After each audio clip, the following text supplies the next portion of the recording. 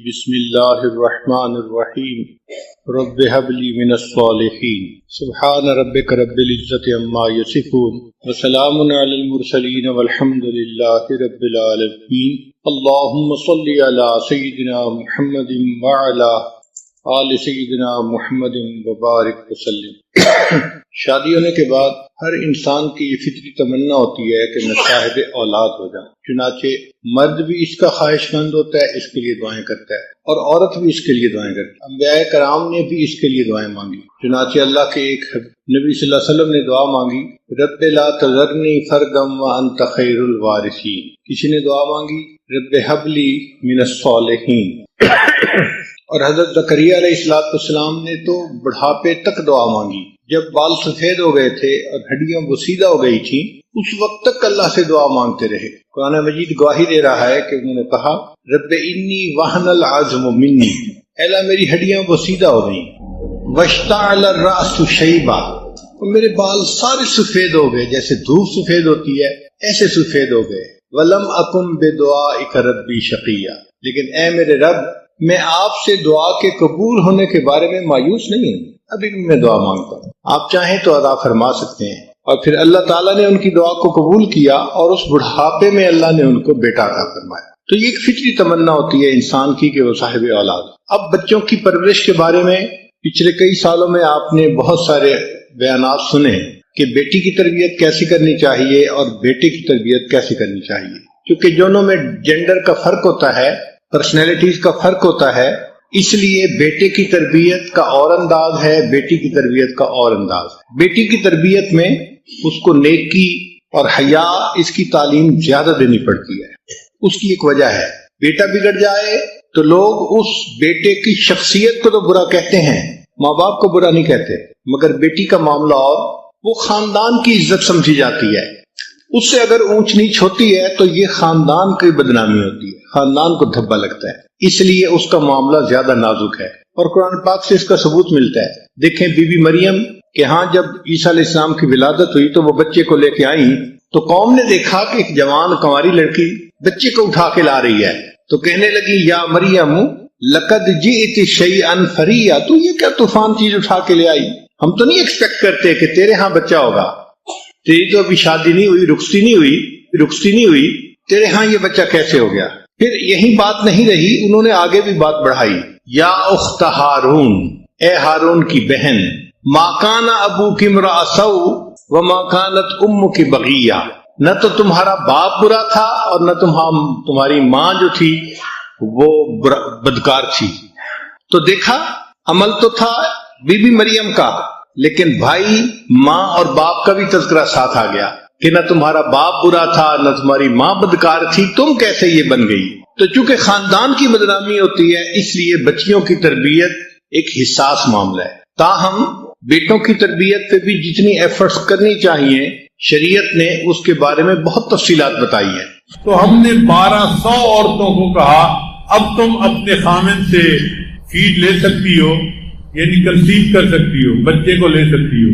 تو 1200 عورتوں نے اپنے خامدوں سے بچہ لیا، حاملہ ہوئی، اور اس کے بعد 1200 عورتوں کے ہاں بیٹے پیدا ہوئے۔ تو لکھا ہوا تھا کہ انسانی تاریخ میں اتنا کامیاب تجربہ اس سے پہلے کبھی نہیں کیا گیا۔ تو مجھے بہت خوشی ہوئی کہ چلو الحمدللہ یہ تحقیق آ گئی ہے تو اب آسان ہو گیا۔ اب ہر عورت کا پوٹاش لیول کیسے چیک کروائیں بھائی؟ تو ڈاکٹروں نے کہا اس کا آسان طریقہ یہ ہے کہ کیلے کے اندر پوٹاش کافی زیادہ ہوتا ہے، تو وہ عورت صبح اور شام اگر ایک ایک کیلا کھائے، اور پھر اس کے اوپر ہم نے ایک عمل اور ایڈ کر دیا کہ یا ولیو، یہ اللہ تعالیٰ کا نام ہے، اگر یہ 11 مرتبہ پڑھ کے دم کر لیا جائے کیلے کو اور پھر کیلا کھایا جائے تو اس کیلے کے اثرات بڑھ جاتے ہیں۔ چنانچہ پچھلے 3 سال سے ہم نے جتنی عورتوں کو یہ عمل بتایا کہ عورت جب بھی چاہتی ہے کہ میں اب بیٹا کرنا چاہتی ہوں تو وہ جس دن خامن کے ساتھ ملاپ کرنا ہے اس دن 1 کیلا دن میں اور 1 کیلا رات میں، شام میں، صبح شام کھائے۔ 3 کیلے بھی چاہے تو کھا سکتی ہے، اور ہر کیلا جو ہے اس کے اوپر 11 مرتبہ یا ولیو پڑھ کے دم کرے، پھر اس کو کھا لے۔ عورت نے اتنا کام کرنا ہوتا ہے۔ اب اگر اس نے دن میں 2-3 کیلے کھائے ہوں گے نا تو پوٹاش لیول اس کا ہائی ہوگا. اگر اس رات وہ پریگننٹ ہو جائے گی تو اس کا بیٹا ہوگا. ہمارے ایک ساتھی ہیں مکہ مکرمہ میں، وہ مجھے کہنے لگے کہ حضرت میں حساب رکھ رہا تھا، آپ نے تقریباً کوئی 1,500 عورتوں کو یہ عمل بتایا ہوگا اور اس وقت تک 1,500 عورتوں کے یہاں بیٹی ہو چکی ہیں. 100% رزلٹ ہم نے دیکھا ہے. دین اسلام نے بچوں کو والدین کی عزت سکھائی. دنیا کے باقی معاشرے کو دیکھیں تو آپ کو بہت اونچ نیچ ملے گی، کیونکہ وہ تجربات پہ مبنی معاملے ہوتے ہیں تو دھکے کھاتے ہیں.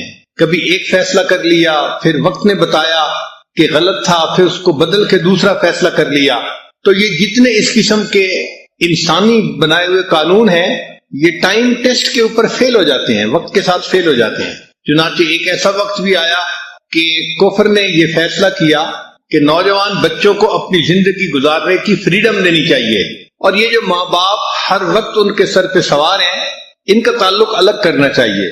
چنانچہ انہوں نے کہا جی کہ اگر کوئی ماں باپ بوڑھے ہو جائیں گے تو حکومت ان کو اولڈ ایج ہوم میں رکھے گی، ان کا خرچہ کرے گی. ماں باپ کے لیے بچوں کو پریشان ہونے کی ضرورت نہیں ہے، وہ اپنی زندگی گزاریں. اور اس میں بچے ماں باپ سے بالکل آزاد ہو گئے. معاملہ یہاں تک پہنچا کہ ہمارے ایک پروفیسر تھے سول انجینئرنگ کے، انہوں نے یو کے سے انجینئرنگ کی ڈگری کی. وہ کہنے لگے کہ ایک انگریز میرا دوست تھا، میں کبھی کبھی اس کے دفتر جایا کرتا تھا. تو ایک دن میں دفتر گیا تو میرے بیٹھے بیٹھے اس کی سیکرٹری آئی اور اس نے کہا کہ سر ہاسپٹل سے آپ کے لیے کال ہے. اب ہم لوگوں کی تو طبیعتیں ایسی ہیں کہ ہاسپٹل کا نام آ جائے تو فوراً متوجہ ہوتے ہیں کہ خیر تو ہے، کیوں ہاسپٹل سے کال آئی. تو وہ کہنے لگا کہ میں نے اپنے دوست سے پوچھا کہ کیا ہوا، ہاسپٹل سے کیوں کال آئی ہے. تو وہ بڑا ریلیکس تھا، کہنے لگا کہ کوئی بات نہیں، میرے والد بیمار تھے، ہاسپٹلائز تھے، اور ابھی ابھی ڈاکٹر کا فون آیا ہے کہ ان کی وفات ہو گئی. کہنے لگا میں حیران ہوا کہ نوجوان بیٹے کو باپ کی وفات کی خبر ملے اور وہ ٹس سے مس نہیں. تو میں نے اسے کہا کہ اچھا پھر میں چلتا ہوں، چونکہ آپ کو تو جانا ہوگا. وہ کہنے لگا نہیں آپ بیٹھیں، مجھے نہیں جانا. میں نے کہا آخر ان کی ڈیڈ باڈی لینا، ان کو کفن دفن کا سلسلہ. تو کہنے لگا نہیں میں نے ڈاکٹر کو فون کر دیا ہے کہ میں بزی ہوں، وہ کسی سیمیٹری سروسز کمپنی کو فون کر دے، وہ لوگ اس کو لے جائیں گے، کفن بھی دے دیں گے اور اس کو دفن بھی کر دیں گے.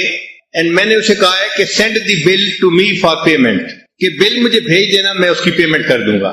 اب یہ بھی ایک معاشرہ ہے کہ جس میں باپ اور بیٹے کا یہ تعلق ہے کہ جوان بیٹے کے پاس اتنی بھی فرصت نہیں کہ وہ ہاسپٹل جا کے اپنے باپ کا آخری مرتبہ چہرہ دیکھ لے.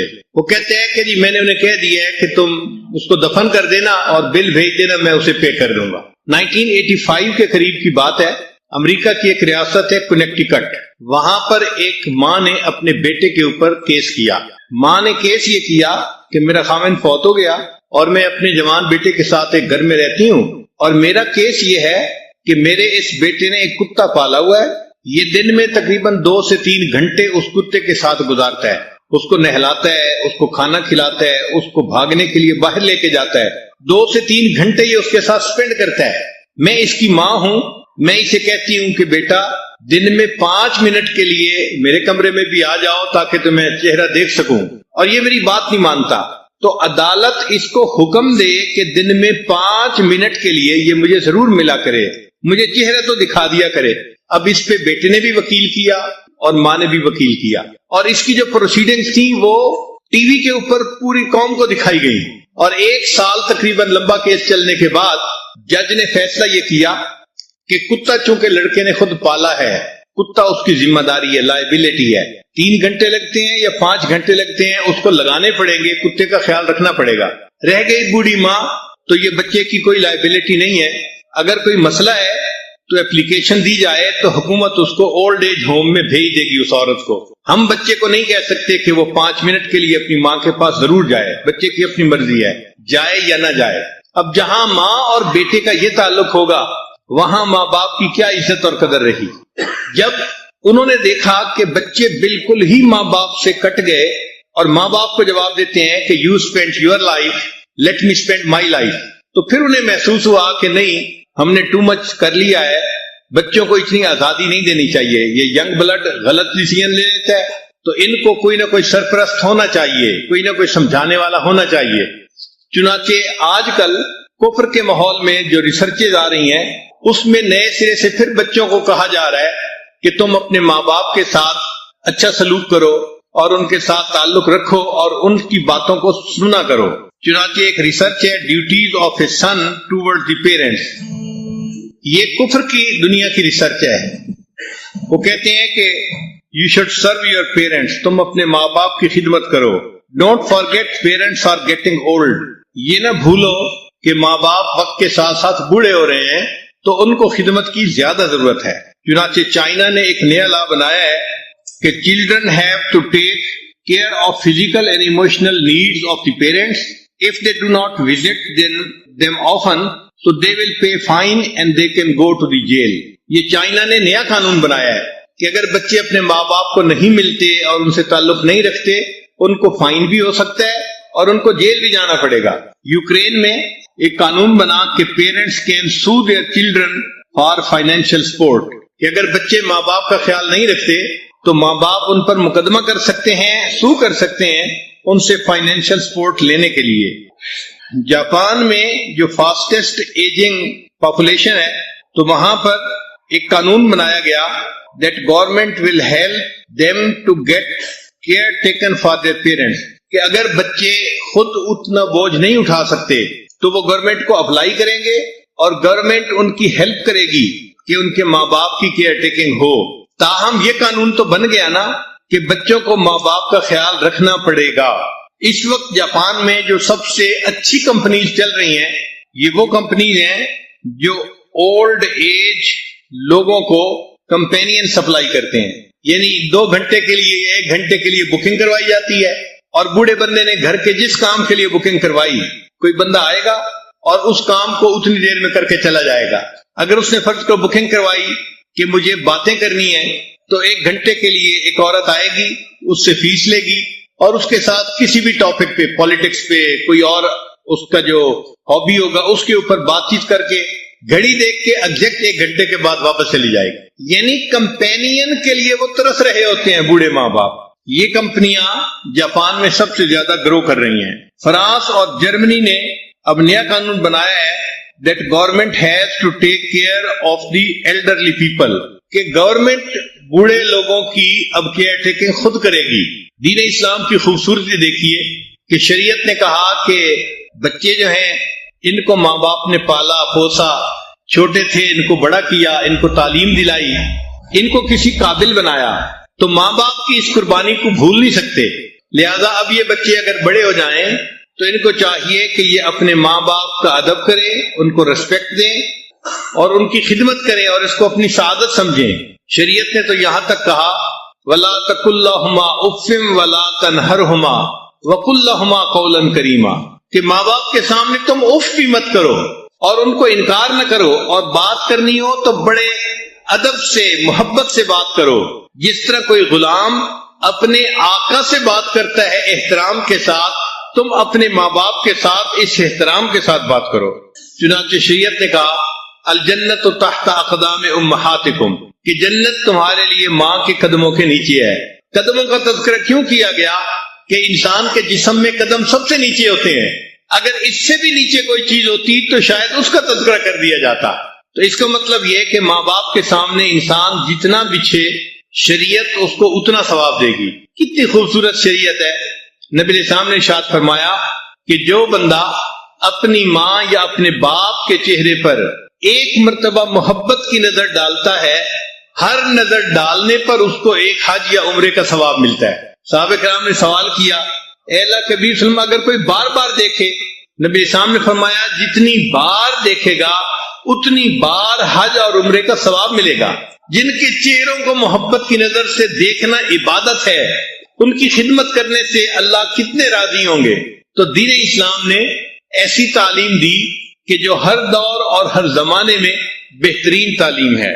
چنانچہ نبی علیہ السلام نے ارشاد فرمایا 3 لوگوں کی دعائیں کبھی رد نہیں ہوتی، ایک مظلوم کی دعا، دوسرا مسافر کی دعا، اور تیسرا باپ کی دعا اپنے بیٹے کے حق میں، اولاد کے حق میں.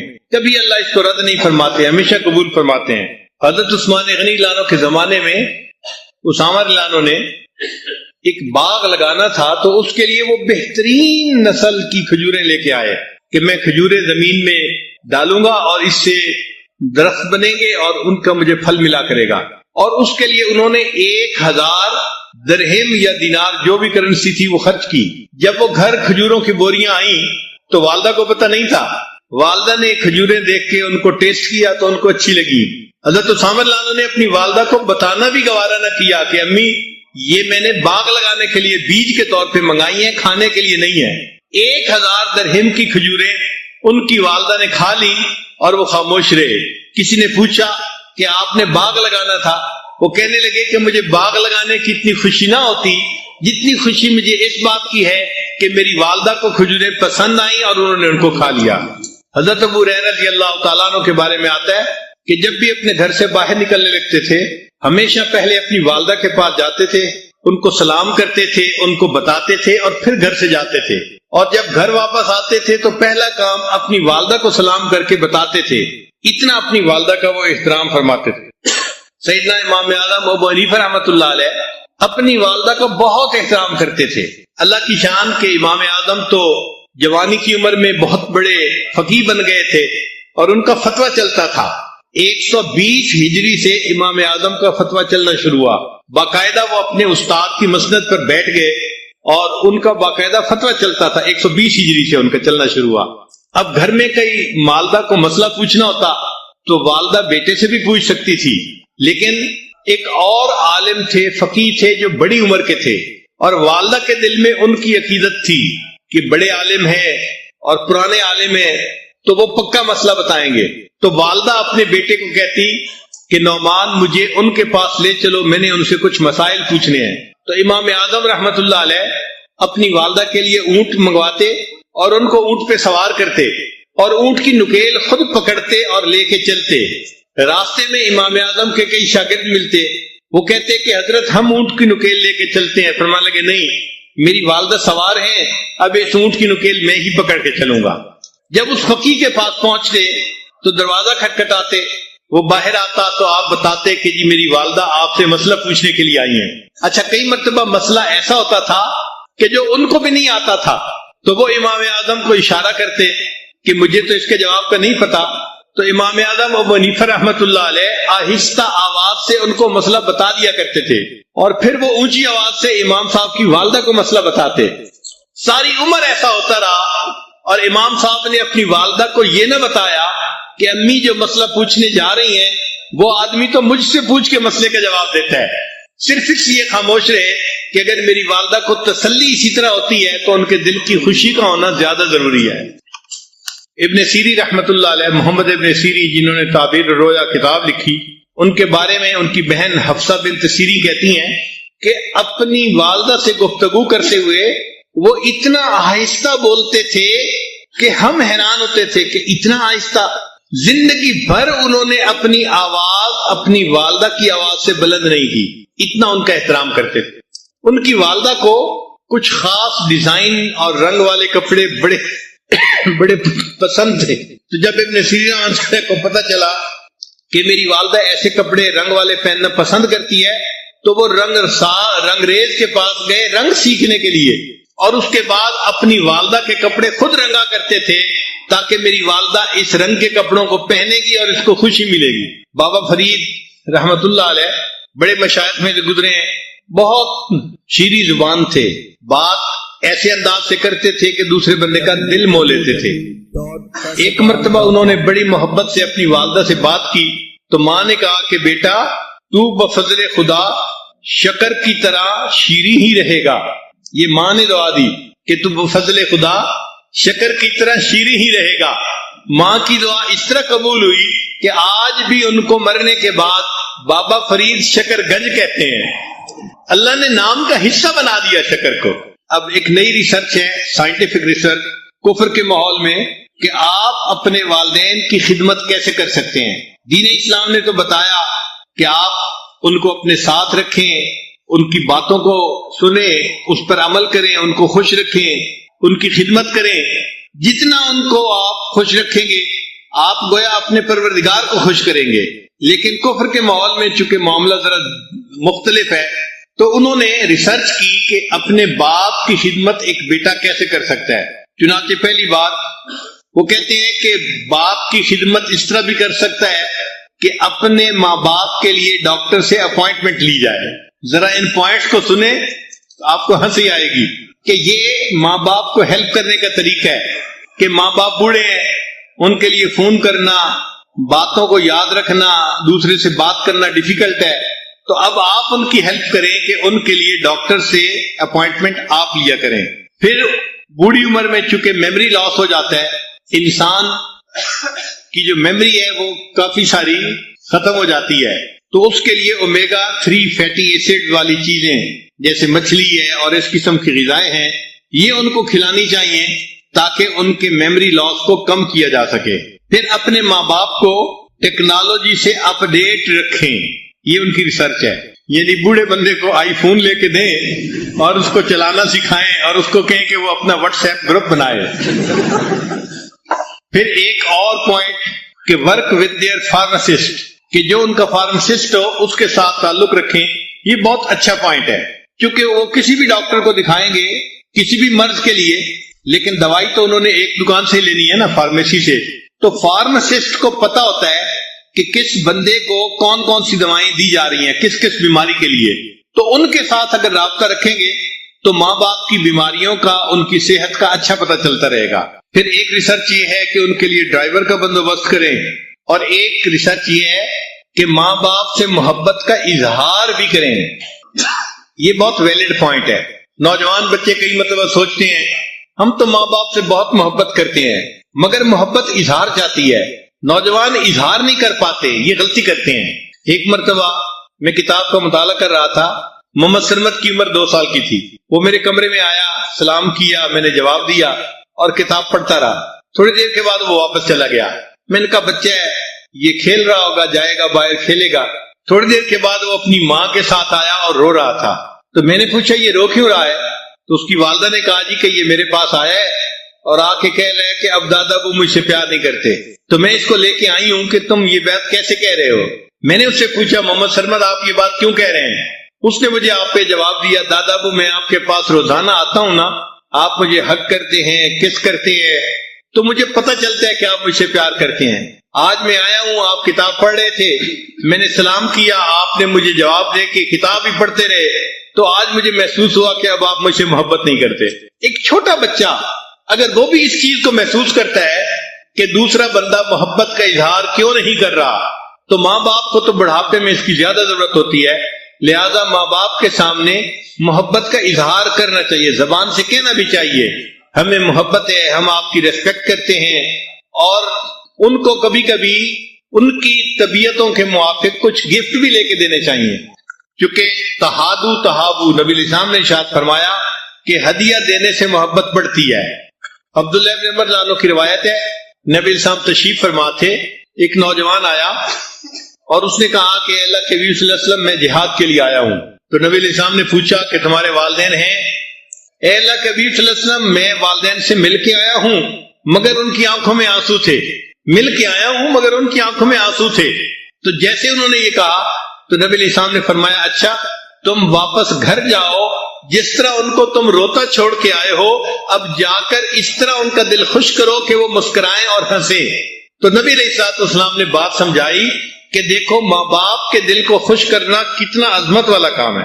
اسماء رضی اللہ تعالیٰ عنہ سینہ صدیقہ رضی اللہ عنہ کی بڑی بیٹی تھی، عائشہ رضی اللہ عنہ کی بڑی بہن تھی. ان کی جو والدہ تھی اس نے اسلام قبول نہیں کیا تھا، وہ مشرکہ ہی تھی.